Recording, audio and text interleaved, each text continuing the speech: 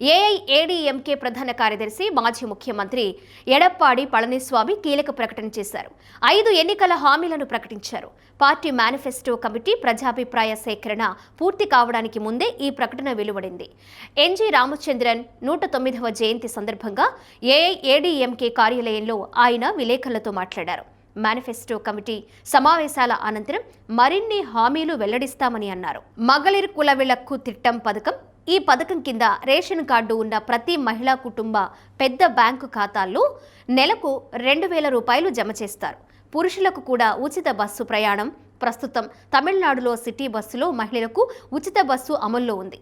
చెన్నై, మదురై వంటి నగరాలతో పాటు అన్ని జిల్లా కేంద్రాలలో కూడా రాష్ట్ర రోడ్డు రవాణా సంస్థకు చెందిన బస్సుల్లో మహిళలకు జిల్లా స్థాయిలో ఉచిత ప్రయాణం అమల్లో ఉంది. దీన్ని పురుషులకు కూడా వర్తింపు చేస్తారు. ఏఐఏడీఎంకే అధికారంలోకి వస్తే జిల్లా కేంద్రాలు, సిటీ బస్సుల్లో పురుషులు కూడా ఉచితంగా ప్రయాణించవచ్చు అని ప్రకటించారు.